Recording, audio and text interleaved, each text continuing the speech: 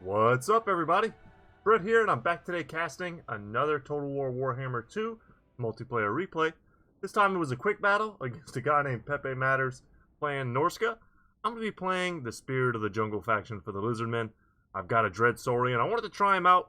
I haven't really got a chance to use him since the patch dropped, since the DLC dropped, rather. And also the patch. They lowered their cost by 100. They increased their mass, something about their attack intervals. So hopefully they'll behave a little bit better for this battle for us. So let's go ahead and slow-mo, go over the armies a bit, and talk about stuff. So I just want to say first off, thank you so much to my opponent. Didn't try hard too much. Fun build, and it ended up being a great game. So right off the bat, we've got some Norscan Warhounds out on the flanks. We've got 4 groups of those. He's got a interesting line here. Some Marauders with Chevrons, some Spearmen here, which are going to do pretty well against my large targets. He's got some Hunters with Javelins, and then a mix of Famir Great Weapons and Norscan Trolls. So I wasn't really expecting the Trolls here, but man, they hit hard. They have great weapon strength. And then the Pharaoh Mammoth used to be kind of a favorite of the meta, but when they increased their cost, they kind of fell out of favor.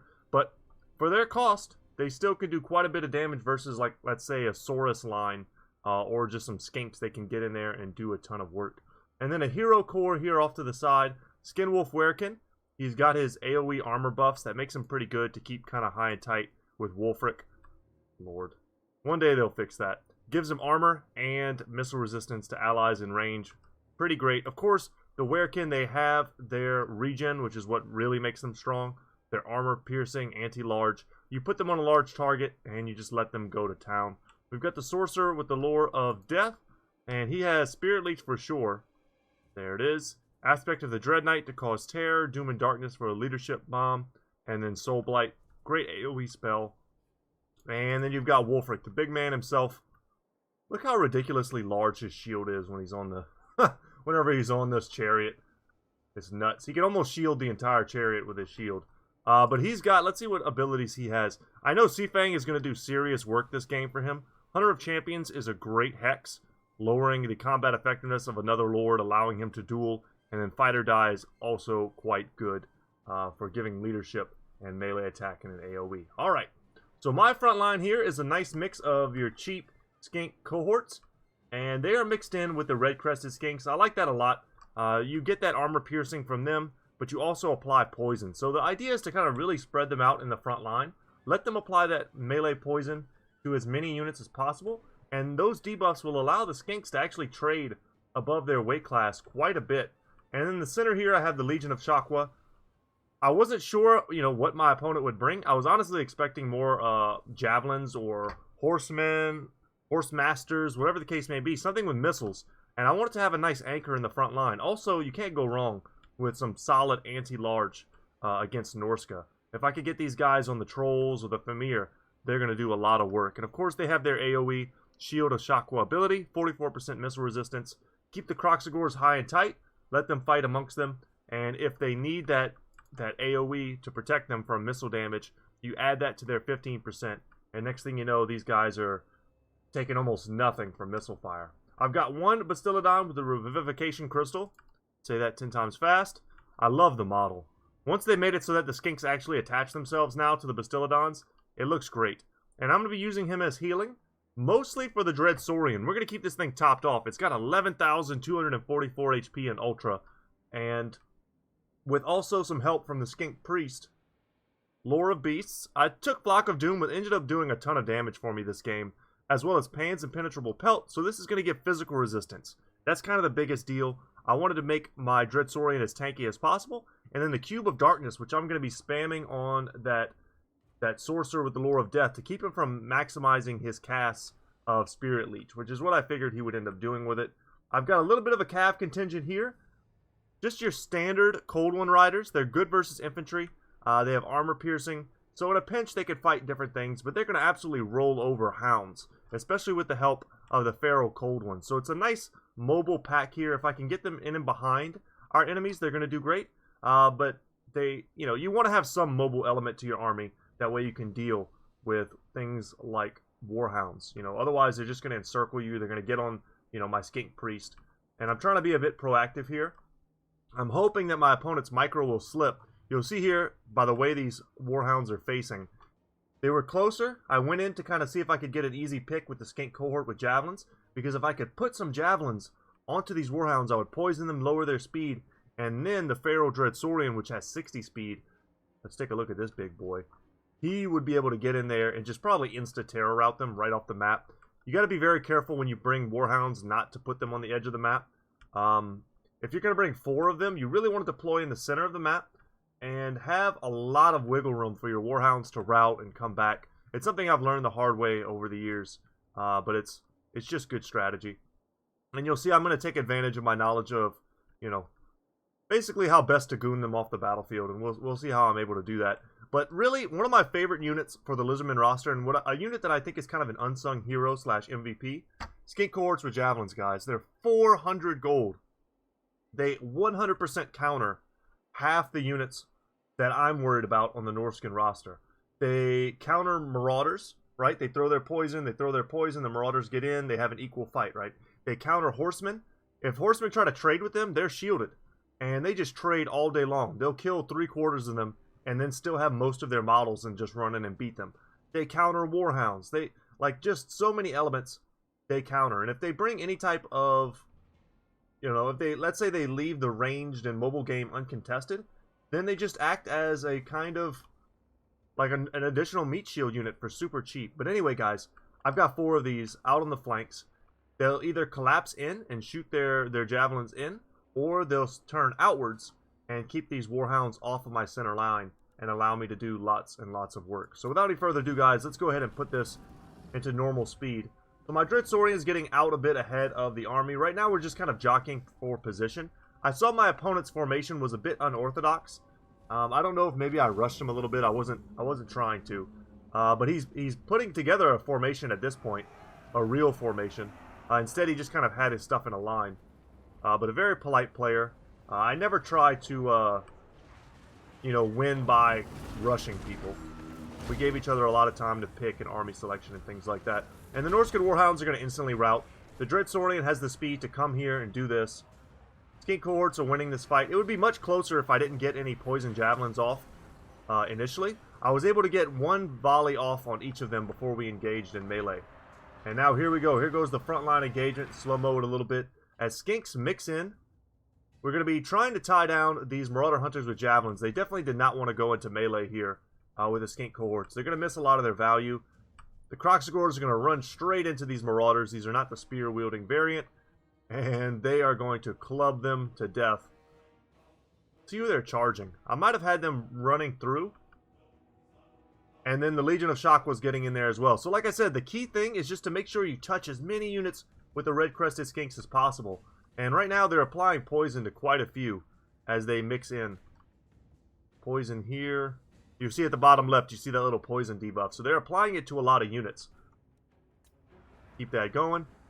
I was trying to chase off these Warhounds, but then I realized my opponent wasn't really microing them. So I was like, you know what, let's just bring my guys in. And to be fair, his micro was quite good.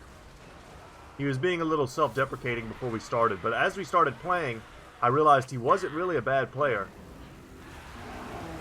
The Feral Mammoth is getting in here, and it's time for the Dread Saurian to come in and do its job, which is definitely to take out the Feral Mammoth. That's what I want to use it for. But even though they increased his mass, I found that he was still getting kind of tied up in unit formations. But man, every time he swings his head, he just gets kills. And that was a pretty righteous Sea Fang that went down the line there. Killed quite a few of my units, but not a ton as of yet. Wolfric's already up to 43 kills, though. On that chariot, it's going to be pretty devastating versus my infantry. Try to see what we can see. Managed to rout off one of those Warhounds. My javelins here are throwing in the backs of these Marauder Spearmen. And just trying to stay high and tight. Croxagores here, still fighting. Legion of Shakwa. We've got 1 unit of red-crested skinks holding the line here. I've used 1 Flock of Doom already to do some damage. These trolls here are beating down my skink cohorts, but they're trying to throw. They're in guard mode. So they're going to throw until I give them an order to do something else. And that's it. We've driven off the flanks here. I'm going to use my fast movers to continue driving them off. And I'm going to use my Feral Dread Saurian here to beat down this Mammoth, and that's not even a fair fight. I'm going to take some damage, actually, and surprisingly. We've got the Werekin surrounded. Miasma of Despair going off from the Kroxigor Ancient, and Monstrous Strength as well, going to help me duel him. The Bastiladon is great versus him, even though he does extra large. If you just want to pin him in place, Feral Bastiladons do a pretty good job of doing that, and the Legion of Chakwa as well hurts him quite a bit, because he is considered a large target. So with their spears, they're going to be able to do great versus him. Soul Blight going off on us. And my Red Crested Skinks, I've been giving them Cold-Blooded to try and help them stay in the fight, because look how many units they're all holding back right now, and Soul Blight is really not helping them. But once this Pharaoh Dread Saurian wins, I've given him Pan's Impenetrable Pelt and the Revivification Crystal. Yeah, and Seafang is going to be brutal here. Yeah, it kills a lot of units. It doesn't look like it at the time, but it really does. That was an Overcast Flock of Doom here. Extended duration and extended cast range. And it's going to kill... You know, it's not really about the kills. It's about spreading damage over a lot of different targets. Cube of Darkness on the Sorcerer. He's trying to spam Spirit Leech either on my Lord or on my Dread Saurian to take it out of the fight. And I used all of my buffs to kind of try and beat down that Werekin, who's ultimately coming back. He does have regen. And Cold-Blooded here to keep my Ancient in the fight. Right now I realize that I'm losing this. Wulfric was able to pop his Hunter of Champions, and then to catch me with these Famir with great weapons. And I just didn't have enough things supporting him. So he's going to go down. But I get another Overcast Flock. Oh no, just a standard Flock of Doom. Going to do good damage. Doesn't do great single target damage. That's another Soul Blight. So lots of uses of that this battle. My Dread Saurian still has 8,000 health. But look at it. They increased its mass, but it still gets stuck on everything. And I've got it right now trying to kill Famir. My Lord goes down. But we're going to get a nice surround here. We're cleaning up the flanks. I need to chase off this Feral Mammoth and some of these more mobile elements, so I'm trying to do that. I've got units that I'm going to bring back in just a bit. All of these other units are shattered, so I need to bring in these skink cohorts with javelins. The Legion of Chakwa, these guys are absolute beasts. They're regiments of renown. They fight to the last. Their leadership is still at 65. And when you lose your Lord in a game, you take a pretty big leadership hit. But if I can help it, most of the time I try to bring a secondary bastion of encouragement. And for right now, it's our Skink Priest. And he's on foot, so he's pretty vulnerable versus some enemies. But I'm keeping him behind his bodyguard here. And the Pharaoh Dread Saurian is really doing work. So there was kind of nothing I could do to avoid that Seafang. It killed several of my Legion. But we are surrounding the Famir warriors. The Bastiladon is getting beaten down. But once these Marauder Spearmen break, there we go. And down they go, broken. Skinwolf took a big hit from the Saurian. I targeted him in like one hit. He did like 800 damage. It was unbelievable. And now we just need to kill these Famir. Wulfric is still riding dirty. He's on that chariot. We can't stop him. There's really nothing we have that can stop him. So we just need to throw chaff in his way. If he wants to run from us, his speed right now is at 97 because he popped Foe Seeker. But he gets that acceleration as he runs through units. And he's just tearing through us. 167 kills. That's a ton. Alright, we're routing off these Warhounds. We're going to try and burst down the Shaman. Spirit Leech going off. It's a great single target spell. I'm sure it did probably about 600 or so damage there. But now the caster is going down. Pop Shield of Chakwa, not because there was any type of... we landed the cast there. So let's see how much it heals. I was going to say, I popped the Legion of Chakwa buff. Because sometimes I notice there's a weird thing that happens in the balance of power. And let me know if you guys have ever noticed this too.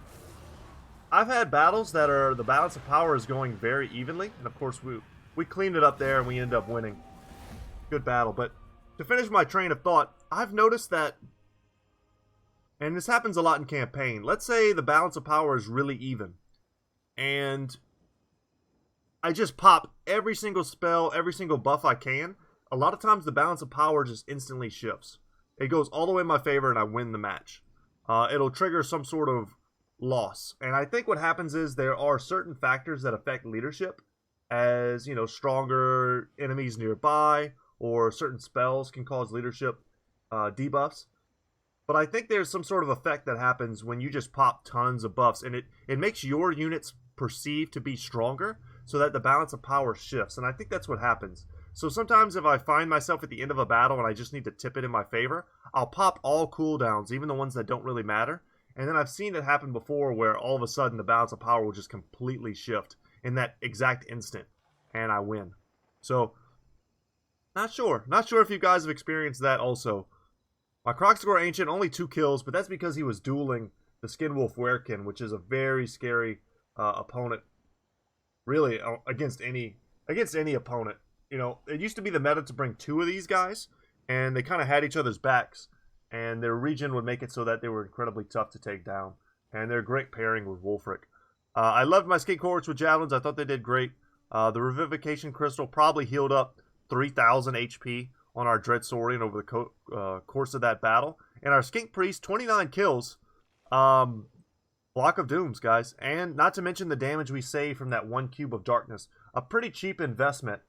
And I think it ended up probably saving a lot of lives and a lot of damage.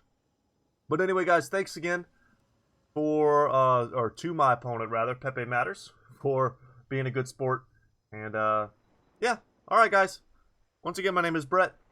My channel is Goodtalk Gaming. Feel free, if you're watching this video, to add me on Steam, to join our Discord. The link is in the description down below. And, yeah, play some games with me. Alright, guys. I'll see you in the next one. Later.